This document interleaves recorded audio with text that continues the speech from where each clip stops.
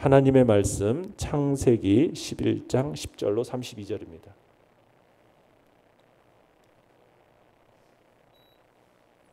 창세기 11장 10절에서 32절. 창세기 11장 10절에서 32절까지의 말씀 우리 한 목소리로 같이 읽겠습니다. 시작.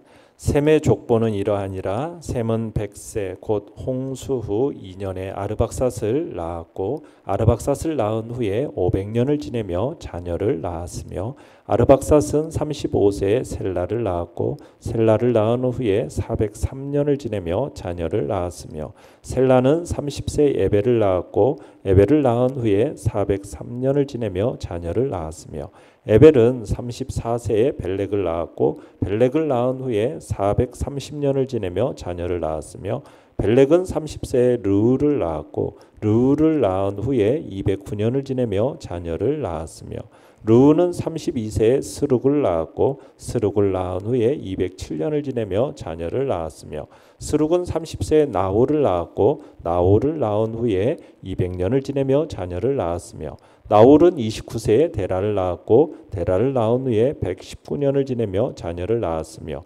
데라는 70세에 아브람과 나홀과 하란을 낳았더라. 데라의 족보는 이러하니라. 데라는 아브람과 나홀과 하란을 낳고 하란은 롯을 낳았으며 하란은 그 아비 데라보다 먼저 고향 갈대아인의 우르에서 죽었더라.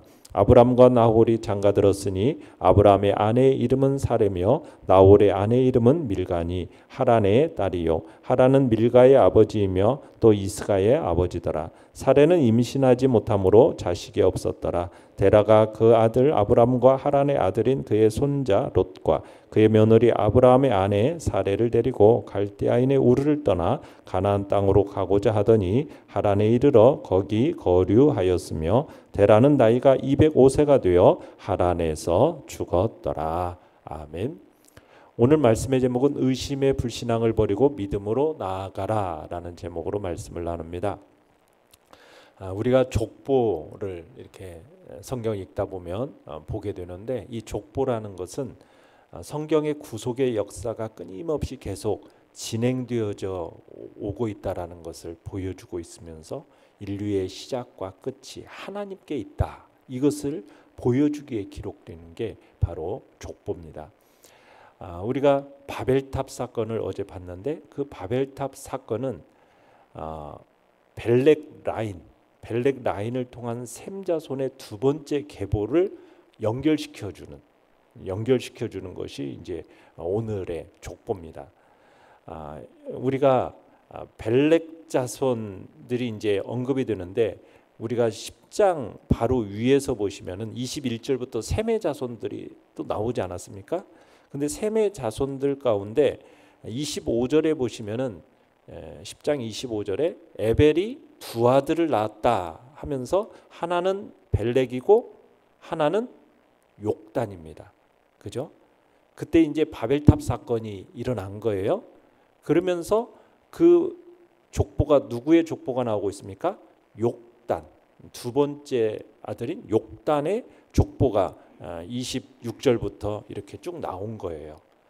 자, 그리고 나서 이제 오늘 계보에서는 셈의 족보, 이제 10절부터 셈의 족보가 나오는데 여기는 누구의 족보로서 나오느냐? 16절에 가 보시면은 에벨은 34세에 누구를 낳았더라? 벨렉을 낳았고 하면서 벨렉 이후의 계보를 보여주고 있습니다. 그러니까 10장에서는 똑같은 셈의 계보인데 욕단의 계보고 그 다음에 오늘 계보는 벨렉의 계보가 나오는 거죠. 그러면서 벨렉의 계보에는 이 각 사람들의 나이가 추가로 제공이 되는데 어디 앞에서 우리가 봤던 계보와 족보와 좀 비슷한 면이 있죠. 어디 족보와 비슷합니까? 5장에서 등장했던 셋의 계보하고 비슷하다라는 걸 알 수가 있습니다. 그러니까 우리가 이미 5장에서 봤듯이 추가 정보가 상세하게 주어진다라는 것은 하나님의 특별한 계획이 이 계보를 통해서 진행될 것을 암시해주고 있는 겁니다. 그러니까 계보가 이렇게 진행되는 양식을 볼 때 5장에 등장했던 세세것과 동일해요. 각 사람에 대한 기록이 나오고 누가 몇 살에 누구를 낳았다, 누구를 낳은 후에 몇 년을 지내며 아들, 딸을 낳았다, 몇 년을 향수하고 죽었다. 이런 순서로 진행이 되는데 이런 계보에 언급된 사람들의 나이를 보면요. 지금 죽는 나이의 시간이 어떻게 됩니까? 날수가 지날수록 수명이 짧아지고 있다라는 걸 알 수가 있죠. 수명이 점점 짧아지고 있어요. 우리가 세세계보에서 봤을 때는 막 900세까지 막 살지 않았습니까? 그런데 이제 홍수 이후에 급격하게 이제 수명이 짧아집니다. 500년, 430년, 그러다가 209년, 207년, 200년 이런 식으로 갑자기 이제 수명이 짧아지고 있는 것을 우리가 보게 돼요. 자, 그러면서 우리가 여기서 창세기 이야기를 보면은 바벨탑 사건으로 딱 마무리가 되지 않고 다시 한번 하나님의 은총이 나타나는 것을 보게 돼요. 바벨탑 사건으로 온 인류를 하나님이 어떻게 하셨어요? 흩어버리셨잖아요. 그리고 나서 끝나버리면은 참 어떻게 보면은 안타까운 모습인데 하나님의 새로운 구원의 역사가 다시 드러나기 시작하는 거죠. 바벨탑 사건으로 그 모든 것을 끝맺어 버렸다면 우리 인간은 정말 슬픈 상태의 이야기로 마치게 되는 겁니다. 미래에 대한 어떤 소망도 기대할 수가 없게 되는 거죠. 그런데 다행히도 바벨탑 사건 이후에 이렇게 계보가 기록이 되면서 미래에 대한 희망을 갖게 해주는 겁니다. 자, 결국 이 셈의 족보는 누구를 소개시키려고 지금 이렇게 적어놓은 걸까요? 마지막은 누구에게로 가고 있습니까? 바로 아브라함입니다. 아브라함. 그러니까 하나님의 인류를 위한 구원과 축복의 통로, 그 축복의 통로가 될 아브라함을 이 계보의 마지막 부분에 장식하고 있죠. 그러니까 바벨탑 사건을 이 바벨탑을 건설한 사람들의 이 죄마저도 인류를 향한 하나님의 축복과 그들을 구원하시려는 그 계획을 멈출 수는 없었던 거죠.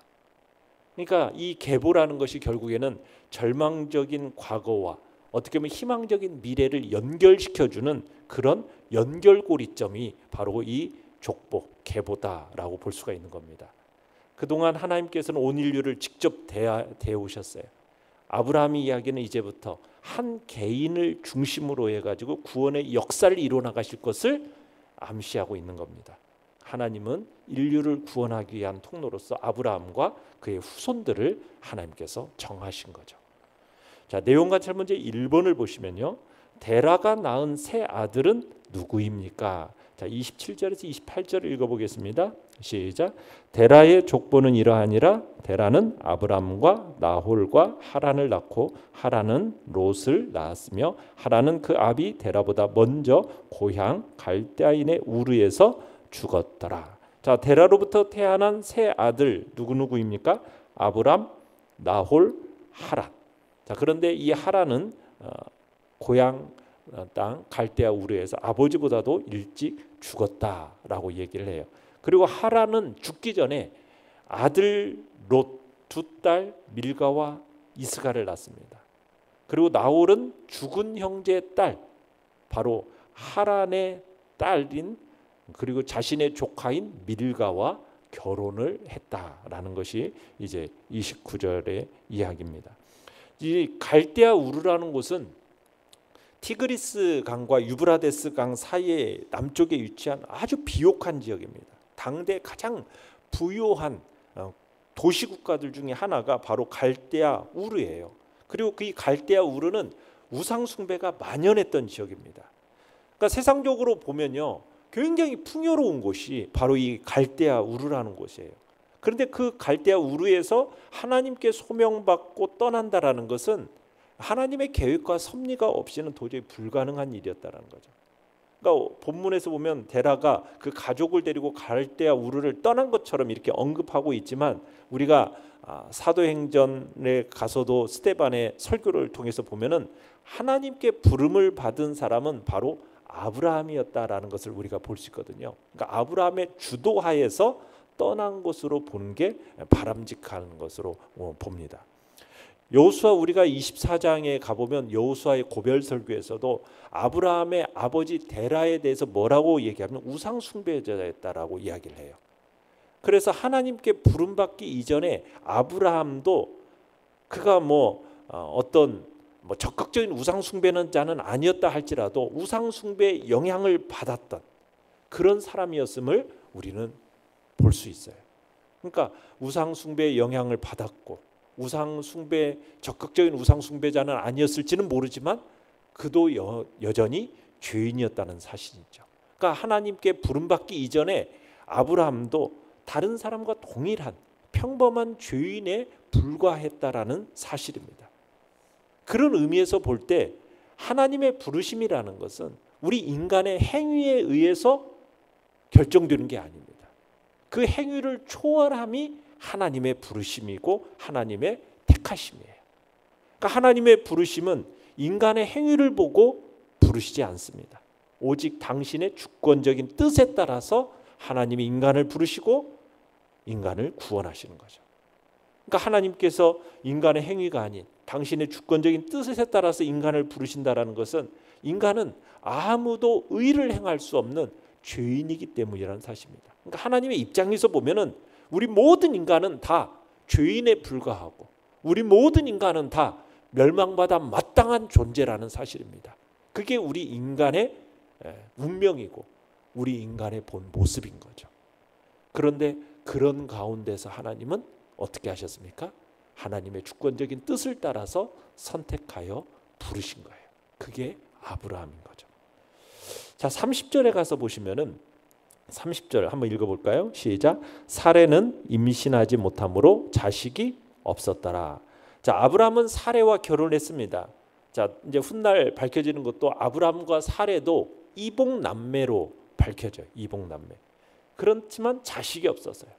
그러니까 사레가 임신을 하지 못했다. 이게 이제 핵심적인 메시지인데 우리가 이제 데라가 바로 위에 보시면은 26절에 데라가 아브라함과 나홀과 하란을 낳았다고 이야기를 하는데 몇 살에 낳았다고 얘기를 하고 있습니까? 70살에 낳았다고 했어요. 70살. 이건 좀 다소 예외적입니다. 왜냐하면 그 위로 한번 올라가 보십시오. 데라의 아버지 아브라함의 할아버지인 나홀은 데라를 24절에 보면 몇 살에 낳았다고 그래요? 29살에 낳았대요. 29세. 그 위로 또 올라가 보시면은 조상들 대부분이 대를 이을 아들들을 낳는데 주로 몇 살에 낳았다고 얘기해요? 30을 전후로 해서 낳았다라는 것을 보게 돼요. 그런데 유독 데라만 몇 살에 낳았다고 그래요? 70세에 낳았다. 70세에 가서야 아들을 낳았다라는 거예요. 자, 그리고 나서 하나님께서 아브라함을 부르실 때의 나이는 몇 살이었죠? 아브라함의 나이가 75세에 아브라함이 부름을 받거든요. 그때 아이가 없었어요. 그러니까 데라 시대에 접어들면서 이 집안의 손이 매우 귀하해진 겁니다. 이건 뭘 얘기하고 싶었던 거냐? 하나님께서 도와주시지 않는다면 인간은 자손도 마음대로 할 수 없는, 마음대로 가질 수 없는 연약한 존재라는 것을 역설하고 있는 거죠. 그래서 사레는 임신을 하지 못하여 자식이 없었다. 어떻게 보면 절대적인 절망을 표현하는 비유입니다, 이게. 그래서 인간의 힘으로는 도저히 밝은 미래를 만들어갈 수 없다라는 선언이 바로 사레가 자식이 없었다라는, 임신하지 못해서 자식이 없었다라는 이 말 속에 들어있는 선언인 겁니다. 내용과 문제 2번을 보시면 데라는 가나안 땅을 향하던 중 가족과 함께 어디에 거류합니까? 31절 32절 읽어보겠습니다. 시작. 데라가 그 아들 아브람과 하란의 아들인 그의 손자 롯과 그의 며느리 아브람의 아내 사레를 데리고 갈대아인의 우르를 떠나 가나안 땅으로 가고자 하더니 하란에 이르러 거기 거류하였으며 데라는 나이가 205세가 되어 하란에서 죽었더라. 자, 아브라함의 아버지 데라는 아브라함 부부가 이제 하란의 아들 손자 롯과 함께 가나안으로 가기 위해서 이제 고향 땅인 갈대아 우르를 떠납니다. 어디를 향해서 가고 있는 겁니까? 가나안을 향해서 가요. 그런데 본래 소망했던 가나안에 들어가지 못하고 어디에 머무르게 됩니까? 하란. 그죠? 메소포타미아 변경에 있는 하란에 머무르게 됩니다. 자, 그러면은 연구와 묵상 문제 3번입니다. 자, 가나안 땅으로 가고자 했던 데라가 하란에 거류하게 된 이유는 무엇일까요? 왜 그랬을까? 자, 여러 가지 이유가 있을 겁니다. 정확하게 밝혀지지는 않지만 아버지 데라가 나이가 있으니까 연로해서 건강이 악화된 것은 아닐까 이렇게 보기도 하고요. 또 가나안을 향하여 여행길이 힘에 겨워서 이 문명 도시 하란에 정착한 건 아닐까. 그러니까 당시 안정이 보장되지 않는 그런 상황 속에서 이게 하나님을 향한 신뢰가 이 데라가 좀 부족하다 보니까 이 하란에 좀 문명 도시인 하란에 머무는 것을 이렇게 좀 원했던 것으로 보여지고, 그리고서는 그 하란에 거기서 거류하게 된 거죠. 그러니까 어떠한 불신앙의 모습이 이 데라의 모습에 있는 거죠. 결국 그러고 나서 데라는 하란에서 죽음을 맞이하게 됩니다. 그러니까 함께 아브라함과 함께 데라는 고향을 떠나서 가나안 땅을 향해 가긴 했지만 가나안 땅에 이르지 못하고 결국 하란에 머물러서 죽음을 맞이하게 되죠. 이걸 통해서 우리가 볼 수 있는 건 뭐냐면 육적인 혈연은 하나님 나라의 약속을 상속받는 일에 아무런 영향을 미치지 못한다라는 것을 암시하고 있어요. 그러니까 하나님의 자녀가 되는 것은 혈연이 아니라는 거예요. 혈연에 의하여서 하나님의 자녀가 되고 구원함의 조건이 될 수 있는 것이 아니라는 것을 우리에게 보여주고 있는 것입니다. 느낀점 4번으로 가셔서 안전이 보장되지 않아 가나안을 향한 믿음의 여정을 중단하고 하란에서 죽음을 맞이한 데라를 보며 무엇을 느낍니까? 하나님의 나라라는 것은 사람이 들어가고자 소망한다고 해서 다 들어갈 수 있는 곳이 아니다라는 것을 느끼게 돼요. 그러니까 내가 하나님 나라에 나 들어가고 싶다. 인간적인 소망으로 들어갈 수 있는 나라가 하나님의 나라가 아니라는 거예요. 혈연으로 갈 수 있는 나라가 아니라는 거예요. 하나님의 나라는 하나님께 택하심을 받고 부르심을 받은 자들이 가는 하나님의 주권적인 뜻에 의하여서 가는 나라임을 볼 수 있어요. 그러니까 하나님의 주권적인 뜻에 따라서 예수 그리스도를 믿음으로 말미암아 천국에 이르게 되는 하나님의 크신 은혜의 결과라는 것을 우리는 보게 되는 겁니다. 우리가 험난한 이 순례길을 마치고 참으로 천국에 들어가는 것은 우리 인간적인 힘으로 되는 것이 아니고 어떤 노력도 아니고 또 인간적인 관계와 혈연이 아니고 오직 하나님의 은혜라는 거죠. 하나님의 은혜가 없이는 불가능하다라는 겁니다. 그렇기 때문에 우리는 먼저 우리를 택하여 부르시고 이 죄악 가운데서 죄악된 세상에서 불러내셔서 우리를 천국의 순례자로 삼아주셨다는 사실이 얼마나 크고 놀라운 은혜인지 얼마나 감사한 일인지 우리가 생각을 해야 되는 거죠. 그리고 또한 이 천국 순례를 마치고 천국에 들어갈 수 있도록 하는 것도 내 힘과 내 노력이 아니라 하나님의 은혜밖에는 우리가 기대할 수 없다라는 것을 다시 한번 생각하면서 주님의 크신 은혜로 인도해 주시기를 간구해야 되는 것입니다. 자, 하나님은 이렇게 아브라함을 통해서 당신의 원대한 인류 구원의 계획을 이루시기 위해서 그를 선택하셨어요. 죄의 자리에서 불러내셨습니다. 당신의 뜻을 이루시기 위해서 우리를 또한 죄의 자리에서 불러내셨죠.